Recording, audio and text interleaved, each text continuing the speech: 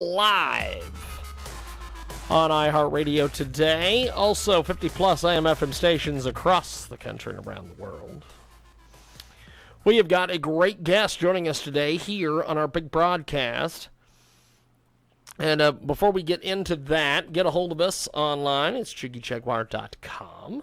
That is your best spot to see what we are up to and all the different things that are going on around the world and with what we're doing on the big program.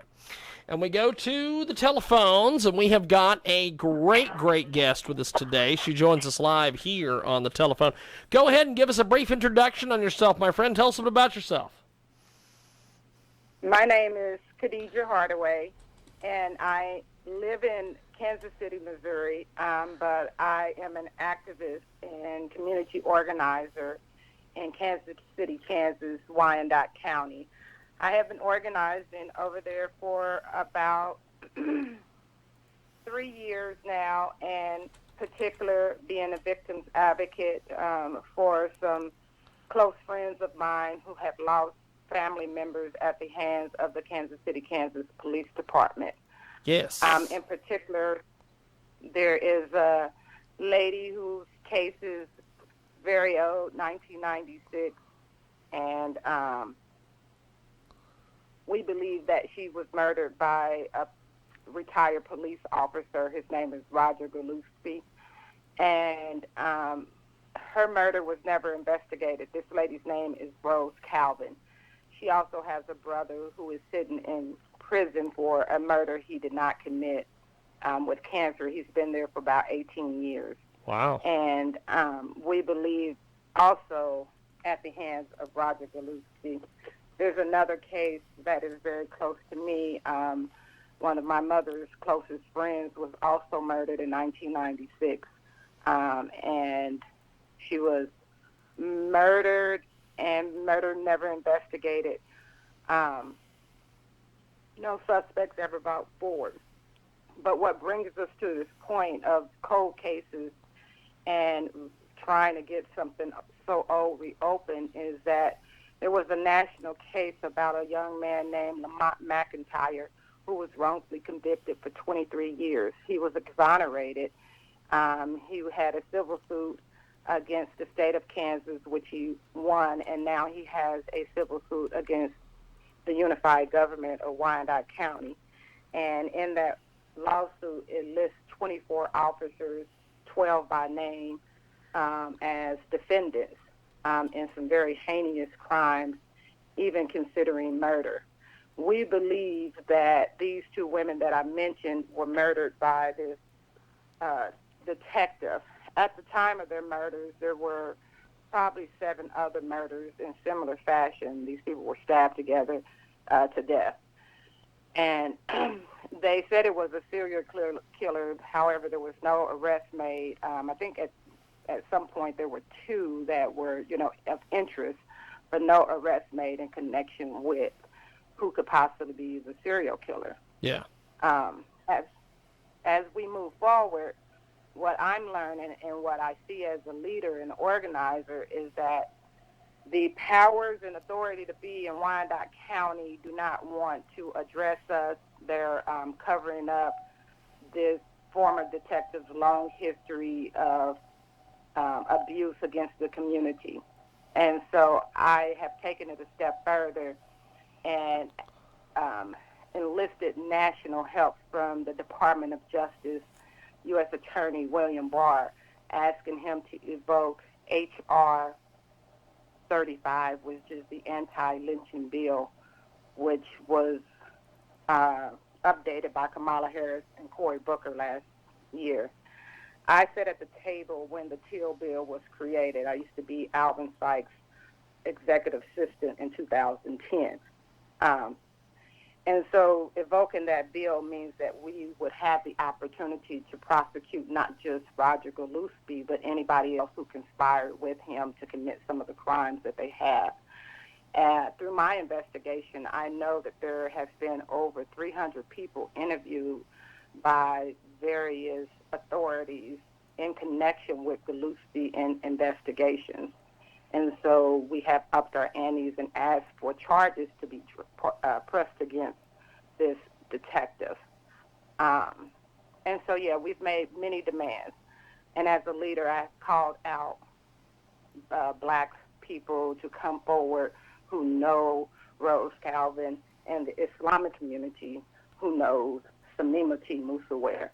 And from that, we have gotten a call for 25,000 Muslims who are responding to my ask for help. And so we have gotten CARE involved, which is the Council on American Islamic Relations. We are engaged with Carbon Nanolab, trying to see if we can get a third-party DNA.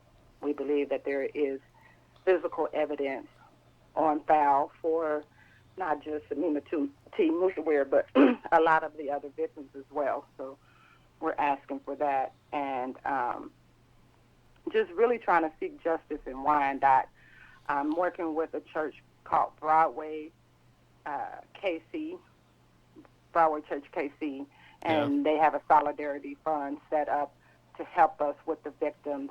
It's a shame that you have to find money in order to Yes. get, justice for people who have been victimized, but that's what we're faced with. So we're doing that.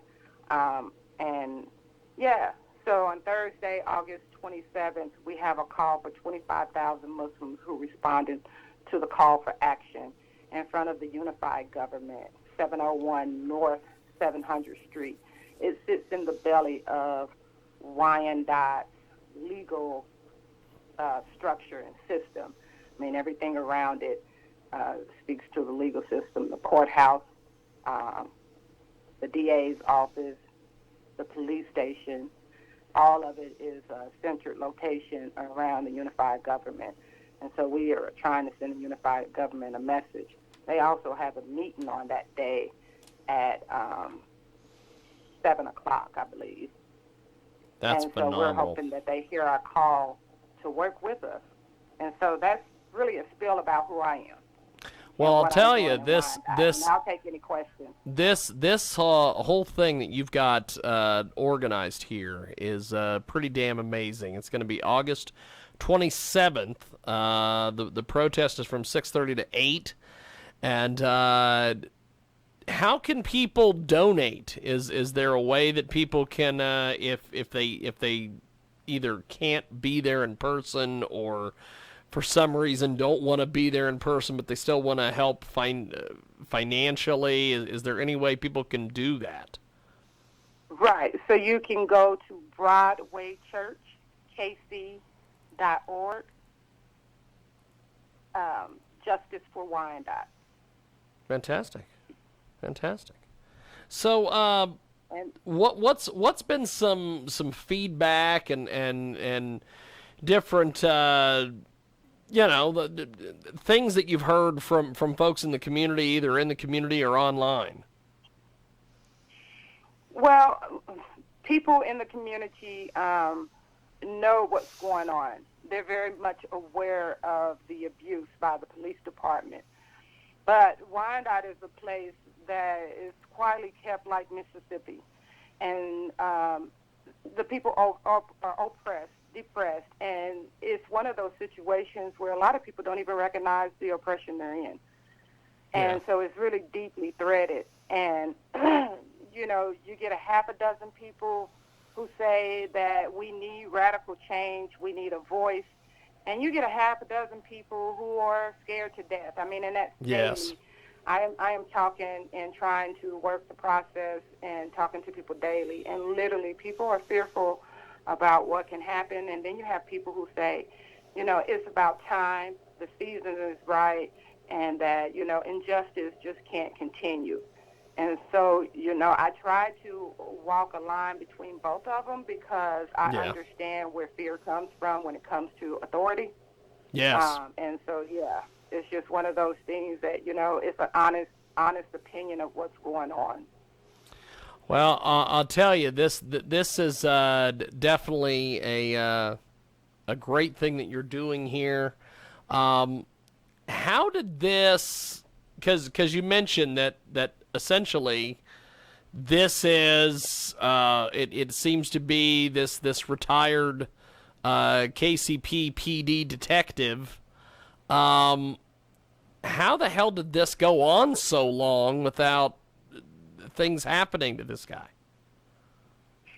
Well, I always invite people to read the book of the lawsuit of Lamont McIntyre, and it reads as a good, NYPD Blue movie, in my opinion. So, if you read the lawsuit and you start to recognize what the positions are that the officers hold, you see that they hold very powerful positions that make a difference in whether or not someone has an arrest warrant, whether or not, they brought in on a traffic ticket, or what kind of desk job they had that influenced the bad behavior.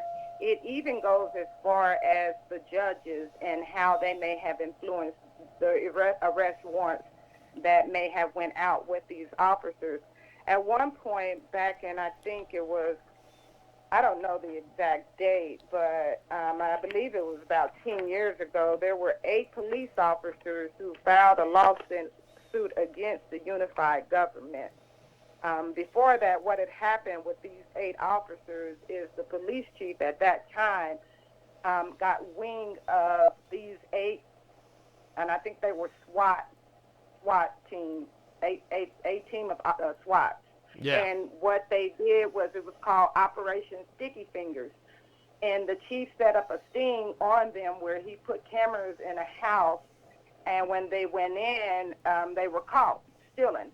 Some of them said it wasn't them, Wow. and some of them were actually caught red-handed, and that lawsuit went through. Well, in that lawsuit, particularly, these same particular officers are also listed in Lamont McIntyre's lawsuit as plaintiffs.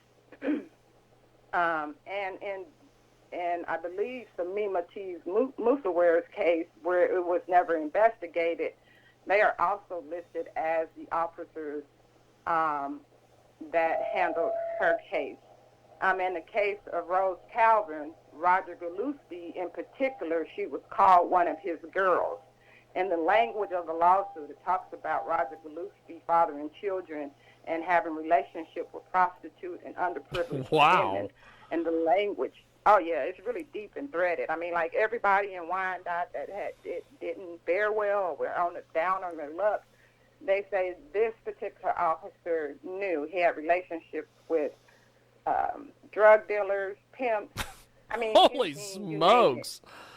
And they say and compare him to the Training Day the Training Day movie. Remember Denzel? Yes. And the role he played? Yes. Yeah, well, they put him like 10 times as bad. And, Wow, it sounds like it. The nature of that he had a team of people that had to operate in that fashion. But we're just touching the surface of what happens in Wyandotte. I mean, holy smokes. This is one elephant, but there are several other elephants that center around the same type of situation. I mean, when you talk about the unified government, there are a ton of white women who are sitting in the waiting for somebody to come forward so they can all come forward because of the abuse and assault that they've received inside of the unified government. So wow. It's a fabric of abuse, oppression, and it runs deep. And it is a money train in a lot of ways. I mean, they have a city manager who has a hand at a pen and writes whatever he wants without even associating with the commissioners. I mean, he's in the news every other day. So, holy it's smokes. just a bad situation in Wyandotte, and somebody needs to be able to address the issues and be strong enough and willing enough to stand up to the system. And, I guess God put me in that position. So I'm just trying to do the best I can with what I've learned over the years. And it's just all coming together and playing a role. Well, it is a phenomenal thing that you have assembled here, and this protest is going to take place at August 27th, 6:30 to 8. And you can join these folks at 701 North 7th Street, KCK, to demand justice for Wyandotte. And you can also donate online. You can also go to BroadwayChurchKC.org and get more information. And thanks for doing this, and thanks for trying to get some justice out there, my friend. Because I'll tell you, it's awful hard when you've got all these elites and people that are in all sorts of power positions, preventing things from moving forward, and the common people from getting justice. So I appreciate you doing this, my friend. No problem, no problem. You know, it's just about the one thing that really matters, and that's love. It's the strongest weapon on earth. And as long as we can continue to spread that, I think we can outdo evil any day, any time, any place. And so in the name of love, I just thank you. I just want everybody out there to know that just about every imam in the greater Kansas City area will be on that podium speaking out for justice. So, that's awesome. You know, if you want to hear your imam or a leader of the Muslim community, you know, tie with other faith members and other faith religions, come on out. You know, it's just not about Muslims, it's about everybody. That's and fantastic. If you're an organization and you want to be a part, contact BroadwayChurchKC.org and participate. I mean, we need hands on deck as much as we can, and I appreciate you for having me on your show. Definitely. Well, keep up the good work, and we will talk to you soon. Thanks for doing this, and have yourself a wonderful day, and good luck with your protest. I appreciate it, my friend. Thank you. I appreciate it. Thank you. You too. Have a good day, my friend. There she goes. You can get more information online. Check out the website and everything else. We are going to take a break. When we come back, we have got more on the other side. It is the world famous Jiggy Jaguar Radio broadcast.